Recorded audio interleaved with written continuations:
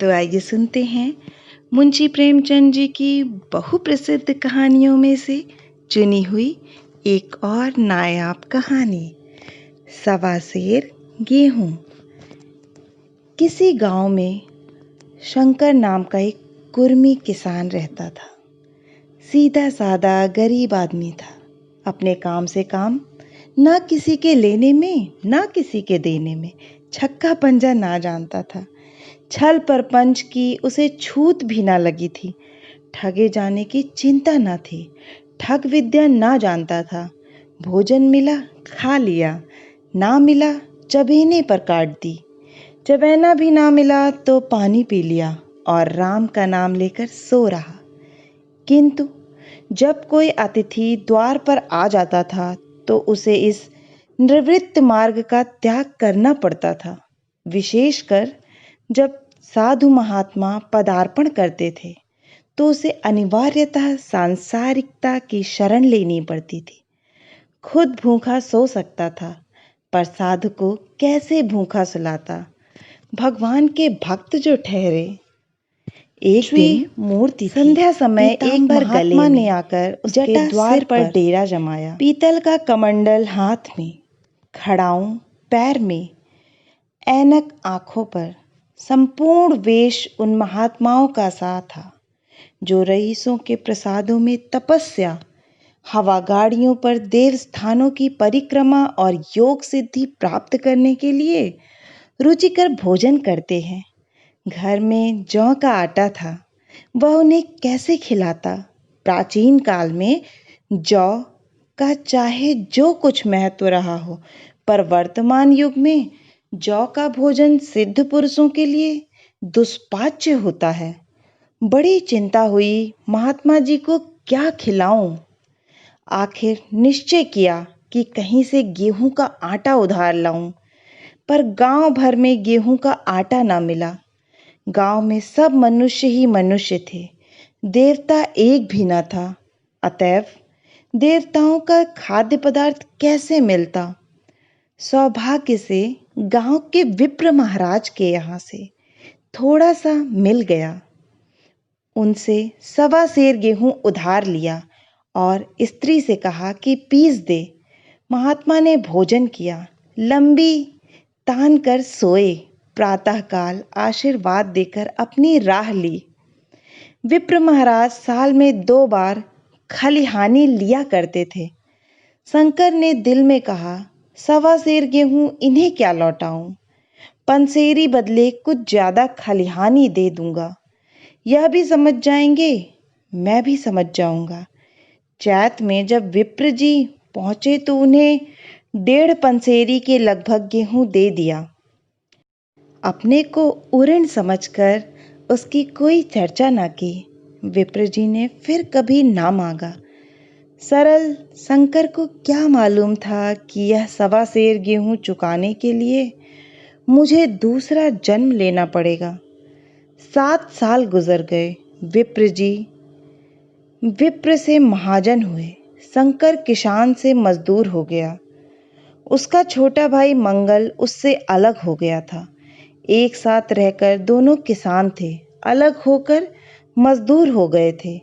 शंकर ने चाहा कि द्वेष की आग भड़कने न पाए, किंतु परिस्थिति ने उसे विवश कर दिया। जिस दिन अलग अलग चूल्हे जले, वह फूट फूट कर रोया। आज से भाई भाई शत्रु हो जाएंगे। एक रोएगा, दूसरा हंसेगा। एक के घर मातम होगा तो दूसरे के घर गुलगुले पकेंगे। प्रेम का बंधन, खून का बंधन, दूध का बंधन आज से टूट जाता है। उसने भागीरथ परिश्रम से कुल मर्यादा का वृक्ष लगाया था। उसे अपने रक्त से सींचा था। उसको जड़ से उखड़ता देखकर उसके हृदय के टुकड़े हुए जाते थे। 7 दिनों तक उसने दाने की सूरत तक न देखी। दिन भर जेठ की धूप में काम करता और रात को मुंह लपेटकर सो रहता। इस भीषण वेदना और दुस्साहस कष्ट ने रक्त को जला दिया, मांस और मज्जा को घुला दिया। बीमार पड़ा तो महीनों खाट से ना उठा। अब गुजर बसर कैसे हो? 5 बीघे के आधे रह गए, एक बैल रह गया। खेती क्या खाक होती? अंत को यहाँ तक नौबत पहुंची कि खेती केवल मर्यादा रक्षा का साधन मात्र रह गई। जीविका का भार मजदूरी पर आ पड़ा। 7 वर्ष बीत गए।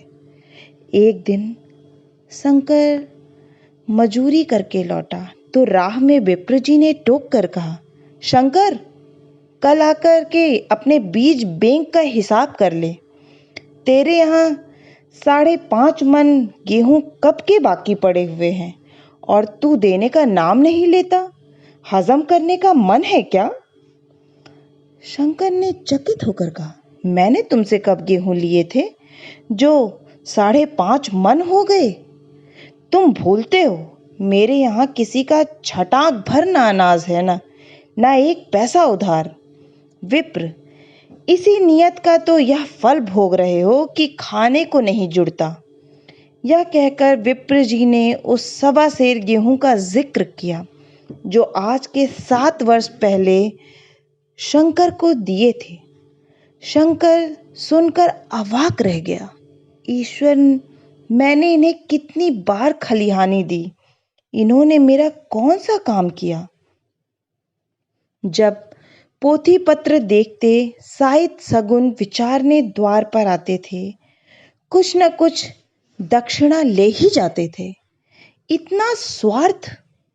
1.25 सेर अनाज को अंडे की भांति सेकर आज यह पिशाच खड़ा कर दिया जो मुझे निगल जाएगा। इतने दिनों में एक बार भी कह देते तो मैं गेहूं तौल कर दे देता। क्या इसी नियत से चुप साध बैठे रहे? बोला, महाराज, नाम लेकर तो मैंने उतना अनाज नहीं दिया, पर कई बार खलिहानों में सेर 2-2 सेर दिया है। अब आप आज 5.5 मन मांगते हैं, मैं कहाँ से दूंगा? विप्र, लेखा जौ, बख्शीश 100, तुमने जो कुछ दिया होगा उसका कोई हिसाब नहीं।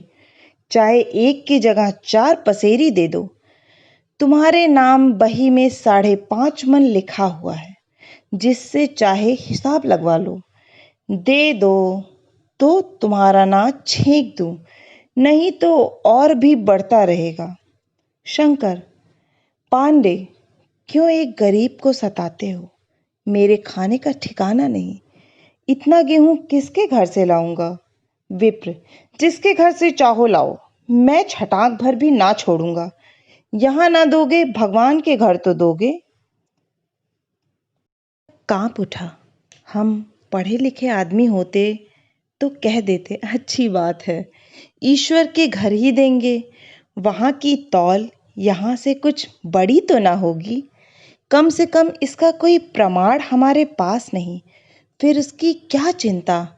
किंतु शंकर इतना तार्किक, इतना व्यवहार चतुर न था। एक तो ऋण, वह भी ब्राह्मण का बही में नाम रह गया तो सीधे नरक में जाऊंगा, इस ख्याल ही से उसे रोमांच हो गया। बोला, महाराज, तुम्हारा जितना होगा यही दूंगा, ईश्वर के यहाँ क्यों दूं? इस जन्म में तो ठोकर खा ही रहा हूं, उस जन्म के लिए क्यों कांटे बोऊं? मगर यह कोई नियाव नहीं है। तुमने राई का पर्वत बना दिया। ब्राह्मण हो के तुम्हें ऐसा नहीं करना चाहिए था। उसी घड़ी तगादा करके ले लिया होता तो आज मेरे सिर पर इतना बड़ा बोझ क्यों पड़ता? मैं तो दे दूंगा, लेकिन तुम्हें भगवान के यहाँ जवाब देना पड़ेगा। विप्र, वहां का डर तुम्हें होगा, मुझे क्यों होने लगा? वहां तो सब अपने ही भाई बंधु हैं। ऋषि मुनि सब तो ब्राह्मण ही हैं, देवता ब्राह्मण हैं। जो कुछ बनेगी बिगड़ेगी संभाल लेंगे। तो कब देते हो? शंकर, मेरे पास रखा तो है नहीं, किसी से मांग जांच कर लाऊंगा तभी न दूंगा। विप्र, मैं यह ना मानूंगा। 7 साल हो गए, अब एक दिन का भी मुलाहिजा ना करूँगा। गेहूँ नहीं दे सकते तो दस्तावेज लिख दो। शंकर, मुझे तो देना है, चाहे गेहूँ लो चाहे दस्तावेज लिखवाओ। किस हिसाब से दाम रखोगे? विप्र, बाजार भाव 5 सेर गे, तुम्हें 5.25 सेर का काट दूंगा। शंकर, जब दे ही रहा हूं तो बाजार भाव काटूंगा, पांव भर छुड़ाकर क्यों दोषी बनूं? हिसाब लगाया तो गेहूं का दाम 60 हुए, 60 का दस्तावेज लिख गया। 3 सैकड़े सूद, साल भर में ना देने पर सूद की दर 2.5 रुपए। सैकड़े, 8 आने का स्टाम्प, 4 आने दस्तावेज की तहरीर शंकर को ऊपर से देनी पड़ी। गांव भर ने विप्र जी की निंदा की, लेकिन मुंह पर नहीं। महाजन से सभी का काम पड़ता है, उसके मुंह कौन आए? शंकर ने साल भर तक कठिन तपस्या की। मियाद के पहले रुपए अदा करने का उसने व्रत सा कर लिया। दोपहर को पहले भी चूल्हा न जलता था, चबैने पर बसर होती थी। अब वह भी बंद हुआ। केवल लड़के के लिए रात को रोटियां रख दी जाती। पैसे रोज का तंबाकू पी जाता था। यही एक व्यसन था जिसका वह कभी न त्याग कर सका। अब वह व्यसन भी इस कठिन व्रत की भेंट हो गया। उसने चीलम पटक दी, हुक्का तोड़ दिया और तंबाकू की हांडी चूर चूर कर डाली। कपड़े पहले भी त्याग की चरम सीमा पर पहुंच चुके थे। अब वह प्रकृति की न्यूनतम रेखाओं में आवृद्ध हो गए। शिशिर की अस्थिबेधक शीत को उसने आग तपाकर काट दिया। इस संकल्प का फल आशा से बढ़कर निकला। साल के अंत में उसके पास 60 रुपए जमा हो गए। उसने समझा, पंडित को इतने रुपए दे दूंगा और कहूंगा, महाराज बाकी रुपए भी जल्द ही आपके सामने हाजिर करूंगा। 15 रुपए की तो और बात है, क्या पंडित जी इतना भी ना मानेंगे? उसने रुपए लिए और ले जाकर पंडित जी के चरण कमलों पर अर्पण कर दिए। पंडित जी ने विस्मित होकर पूछा, किसी से उधार लिए क्या?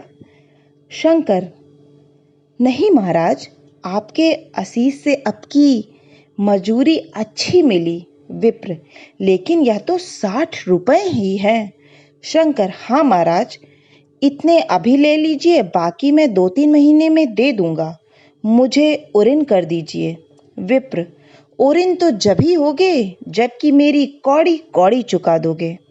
जाकर मेरे 15 रुपए और लाओ। शंकर, महाराज इतनी दया तो करो, अब सांझ की रोटियों का भी ठिकाना नहीं है। गांव में हूं तो कभी ना कभी दे ही दूंगा।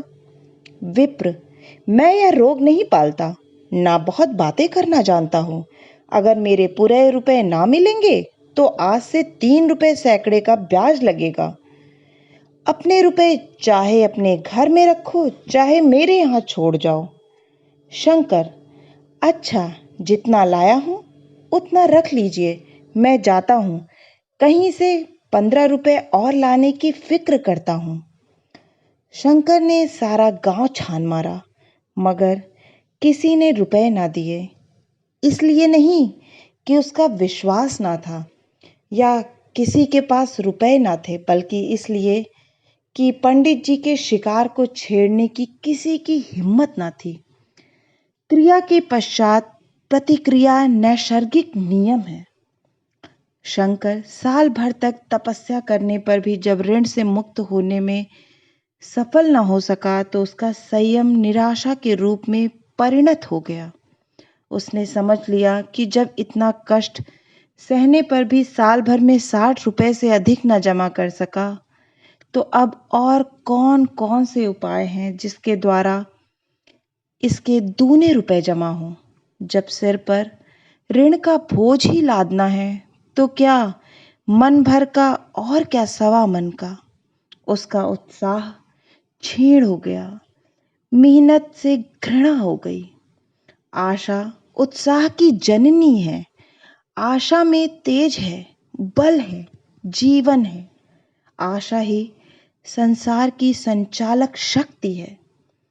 शंकर आशाहीन होकर उदासीन हो गया।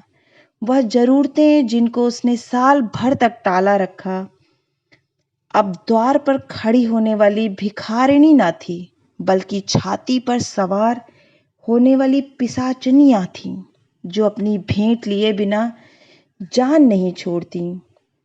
कपड़ों में चकतियों के लगने की भी एक सीमा होती है। अब शंकर को चिट्ठा मिलता तो वह रुपए जमा न करता, कभी कपड़े लाता, कभी खाने की वस्तु। जहां पहले तमाकू ही पिया करता था, वहां अब गांजे और चरस का चस्का भी लगा। उसे अब रुपए अदा करने की कोई चिंता ना थी, मानो उसके ऊपर किसी का एक पैसा भी ना है। पहले जूड़ी चढ़ी होती थी, पर वह काम करने अवश्य जाता था। अब काम पर ना जाने के लिए बहाना खोजा करता था। इस भांति 3 वर्ष निकल गए। विप्र जी महाराज ने एक बार भी तकाजा न किया। वह चतुर शिकारी की भांति अचूक निशाना लगाना चाहते थे। पहले से शिकार को चौंकाना उनकी नीति के विरुद्ध था। एक दिन पंडित जी ने शंकर को बुलाकर हिसाब दिखाया। 60 रुपए जो जमा थे, वह मिनहा करने पर अब भी शंकर के जिम्मे 120 रुपए निकले। शंकर, इतने रुपए तो उसी जन्म में दूंगा, इस जन्म में नहीं हो सकते। विप्र, मैं इसी जन्म में लूंगा, मूल न सही सूद तो देना ही पड़ेगा। शंकर, एक बैल है, वह ले लीजिए, और मेरे पास रखा क्या है? विप्र, मुझे बैल बधिया लेकर क्या करना है? मुझे देने को तुम्हारे पास बहुत कुछ है। शंकर, और क्या है महाराज? विप्र, कुछ है, तुम तो हो, आखिर तुम भी कहीं मजूरी करने जाते ही हो। मुझे भी खेती के लिए मजूर रखना ही पड़ता है। सूद में तुम हमारे यहाँ काम किया करो, जब सुभीता हो मूल को दे देना। सच तो यूं है कि अब तुम किसी दूसरी जगह काम करने नहीं जा सकते। जब तक मेरे रुपए नहीं चुका दो, तुम्हारे पास कोई जायदाद नहीं है। इतनी बड़ी गठरी मैं किस एतबार पर छोड़ दूं? कौन इसका जिम्मा लेगा कि तुम मुझे महीने महीने सूद देते जाओगे? और कहीं कमाकर जब तुम मुझे सूद भी नहीं दे सकते, तो मूल की कौन कहे? शंकर, महाराज, सूद में तो काम करूंगा और खाऊंगा क्या? विप्र, तुम्हारी घरवाली है, लड़के हैं, क्या वे हाथ पांव कटा के बैठेंगे? रहा मैं, तुम्हें आधा सेर जौ रोज कलेवे के लिए दे दिया करूंगा। ओढ़ने को साल में एक कंबल पा जाओगे। एक मिर्जई भी बनवा दिया करूंगा। और क्या चाहिए? यह सच है कि और लोग तुम्हें 6 आने देते हैं, लेकिन मुझे ऐसी गरज नहीं। मैं तो तुम्हें रुपए भरने के लिए रखता हूं। शंकर ने कुछ देर गहरी चिंता में पड़े रहने के बाद कहा, महाराज, यह तो जन्म भर की गुलामी हुई। विप्र, गुलामी समझो चाहे मजूरी समझो, मैं अपने रुपए भराए बिना तुमको कभी नहीं छोड़ूंगा। तुम भागोगे तो तुम्हारा लड़का भरेगा। हाँ, जब कोई ना रहेगा तब की बात दूसरी है। इस निर्णय की कहीं अपील ना थी। मजूर की जमानत कौन करता? कहीं शरण ना थी, भागकर कहाँ जाता? दूसरे दिन से उसने विप्र जी के यहाँ काम करना शुरू कर दिया। 1.25 सेर गेहूं की बदौलत उम्र भर के लिए गुलामी की बेड़ी पैरों में डालनी पड़ी। उस अभागे को अब अगर किसी विचार से संतोष होता था, तो यह था कि वह मेरे पूर्व जन्म का संस्कार है। स्त्री को वे काम करने पड़ते थे जो उसने कभी न किए थे। बच्चे दाने को तरसते थे, लेकिन शंकर चुपचाप देखने के सिवा और कुछ न कर सकता था। वह गेहूं के दाने किसी देवता के शाप की भांति यावत जीवन उसके सिर से ना उतरे। शंकर ने विप्र जी के यहाँ 20 वर्ष तक गुलामी करने के बाद इस दुस्सार संसार से प्रस्थान किया। 120 अभी तक उसके सिर पर सवार थे। पंडित जी ने उस गरीब को ईश्वर के दरबार में कष्ट देना उचित न समझा। इतने अन्यायी, इतने निर्दयी ना थे। उसके जवान बेटे की गर्दन पकड़ी। आज तक वह विप्र जी के यहाँ काम करता है। उसका उद्धार कब होगा, होगा भी या नहीं, ईश्वर ही जाने। पाठक, इस वृत्तांत को कपोल कल्पित ना समझिए, यह सत्य घटना है। ऐसे शंकरों और ऐसे विप्रों से दुनिया खाली नहीं है। आशा है कि आपको यह कहानी सवा सेर गेहूं बहुत ही पसंद आई होगी। अगर पसंद आई है तो प्लीज़ मुझे प्रोत्साहित करने के लिए इसे लाइक करें और अपनों के साथ शेयर करें। और हाँ, अगर आप इस चैनल पे नए हैं और इस कहानी को पहली बार सुन रहे हैं तो ऐसी ही रोचक कहानियों को सुनने के लिए इस चैनल को सब्सक्राइब करें। आप सभी का सुनने के लिए बहुत बहुत धन्यवाद।